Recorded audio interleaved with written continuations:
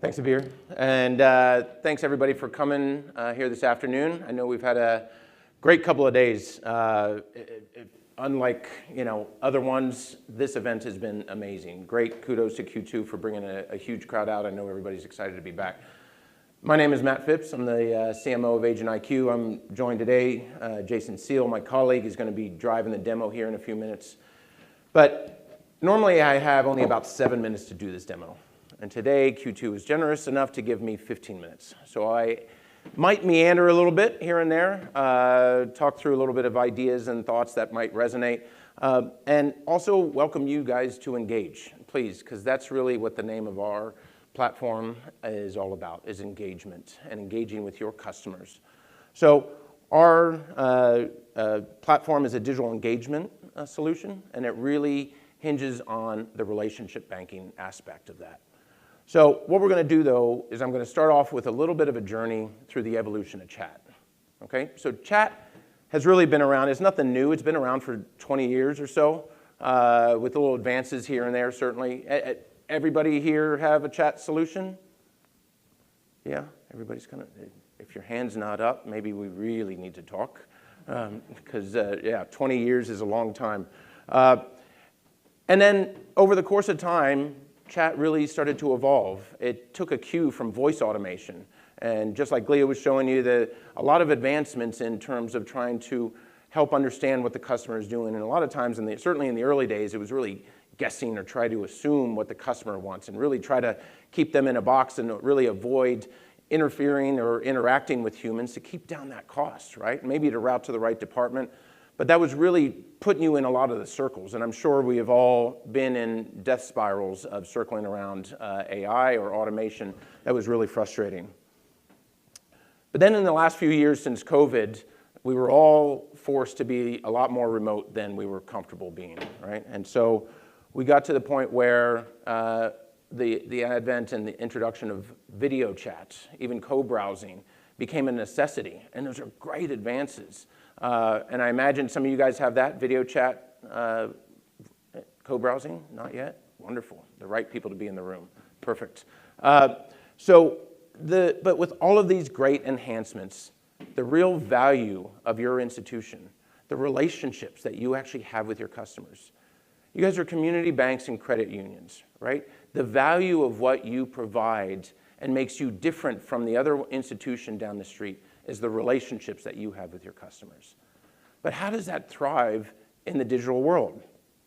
Well, relationships are different for everybody, right? But if you ask my wife, there's kind of 3 core foundational aspects that make relationships really thrive.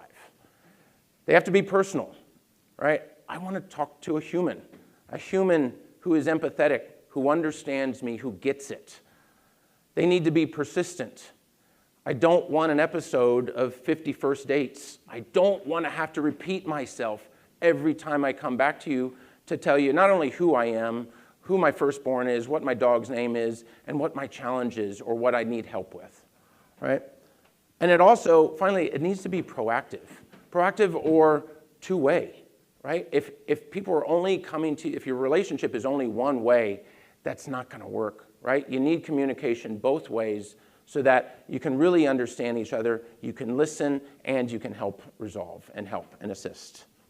So today, Jason and I, we're going to go through a demo of our Link digital engagement platform with relationship banking at its core. This platform supports this entire evolution of chat, including supports that relationship banking that is so critical that helps your customer relationships and everything that comes with it, loyalty, trust, increased product holdings to actually thrive in the digital world. So we're going to start off by looking here. What you see on the left-hand side is our banker dashboard, and on the right-hand side, think of your institution website. So we're going to start off with a basic chat.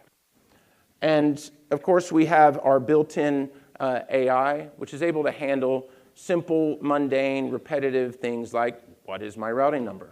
Piece of cake for an AI to handle.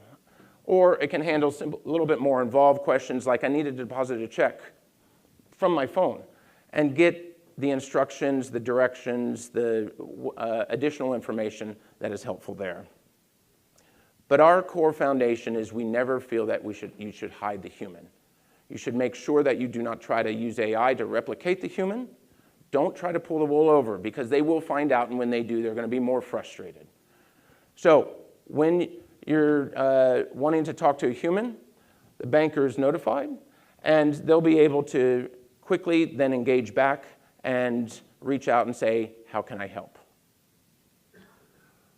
When they're helping, what if we're in Texas? I'm sure there's a lot of different languages. I think you asked about languages a little bit earlier. What if our customer, Jason in this case, wanted to ask in his own native tongue? Relationships have to be comfortable. I have to understand and feel like I can speak in my own native tongue. Well, our platform translates over 108 different types of languages, double, triple byte characters, instantly and inline. With just a tap of a button, we can translate what that inbound customer requester was asking, and then in real time can also write back the banker in their comfortable native language, can write and simply translate that back. So the communication can continue in a comfortable setting, and both native languages are being respected. So now, we've all experienced when we're on a new account opening page, and customers or you have challenges. You can't figure out what to do, where to fill in, and the important thing here is that you're able there to support as well.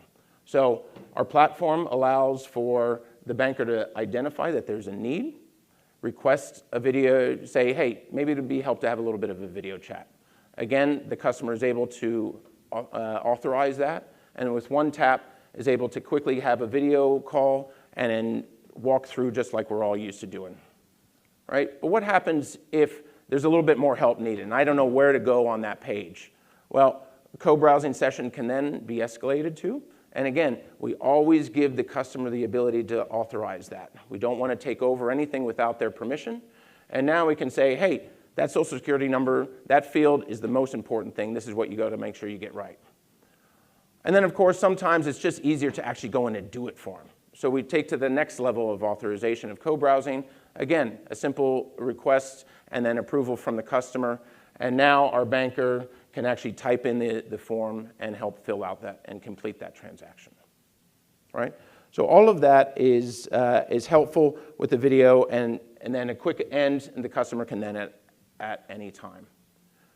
So those early stages of kind of reactionary and transactional digital engagement are great. But they all really require the customer to reach out to you. They're likely very transactional in nature. There's a problem. And this is really not what we designed ourselves to be. We need to support that, but what happened to relationship banking? Hopefully that's not just going the way of the branch, right? Branches aren't going away, but a lot of people aren't going into them right now. And so what do you do? Well, with Agent IQ, we actually help facilitate this cutting edge of relationship banking to thrive in the digital world. And so remember, as my wife said, they have to be personal. You want to make sure that I'm dealing with somebody who understands me. Your financial wellness and being is very personal. And so you want somebody who gets that. They have to be persistent. I don't want to repeat myself. Again, no Adam Sandler movies here, right? And then they have to be proactive. I need to be able to outreach to you, and you need to be able to outreach to me when and where convenient for you. So let's take a look at one of our customers who are here at the conference today, Rockland Trust, who successfully onboarded over 150,000 of their digital customers onto our platform. You're probably familiar with this mobile banking Q2 environment. And what they were able to do is create the button over there on the left that says connect to your banker. And that's the brand that they have for our engagement. And our platform launches, and you can see they actually have a carousel, when that reloads, a carousel that will actually allow customers to choose their own banker. Now, we can also have different customer journeys. So if you have a wealth or a business platform who already have a relationship banker assigned, we can already have that pre-assigned and they can go right in. So you can actually have a holistic banking experience of your transactional needs as well as your personal banking. So again, customers would just choose from the carousel here and be able to select their banker. So let's take a look a little bit more how they did this in our demo environment. So again, a familiar experience of logging in, and once you get in, you're able to see your selection of banker choices, And that's only done once. You can choose, again, to change that at any time. So we have the familiar carousel. In this case, we're going to choose Buddy as our banker today. So what we found is that over 80% of people are actually enjoying and preferring to use this channel of engagement versus actually going into the branch. And even if Buddy, as the banker, is being slow to respond, this is designed to be an asynchronous communication. Think about it in the branch. When you knew your teller or your banker, Joe, was your person, but other people were available and Joe was busy, you said, you know what, I'll wait. It's all right, Joe knows me, I'm going to wait for him. Well, it's the same case here. So Joe, in this case, Buddy's able to connect, and in this case, Jason, our customer, is indicating that he needs a mortgage. Now again, we have AI not just for self-service, but to really augment your banker and help them be more efficient. So AI tags the conversation and is able to do a couple of things. First off, it's actually able to give quick responses. This is based upon your institution's responses. There's preset responses. The banker can use that as is or customize it or not use it at all. Send that right through. It also brings up from your resource library any related documents that might make sense, related brochures, disclosures, rates in this case. And then also you have the need where you actually have to have the customer send something back to you. I need a paycheck stub. I need to see what's going on. Can you send that? Or in this case, our lovely audience. And we send that right back through. And all of these files are sent securely and kept and retained in a secured environment, not sent to a personal banker's text mobile phone via text. It's all kept in enterprise environment for your institution. So then we also have, when in this case we're talking about a mortgage, maybe Buddy actually needs a little bit of help, right? He needs a mortgage assistant to come in and he wants to join them in the conversation. Just like, again, you were in the branch and you say, hey, Jason, come on over. I need you to have a chat here with my customer. You can find the department, who's available, add them to the conversation for as long as you need them. They can be in there for 5 minutes or for whatever length of time is necessary, and then they can come out. They see all the persistent chat threads, so they start the conversation where it is, not repeating everything all over again.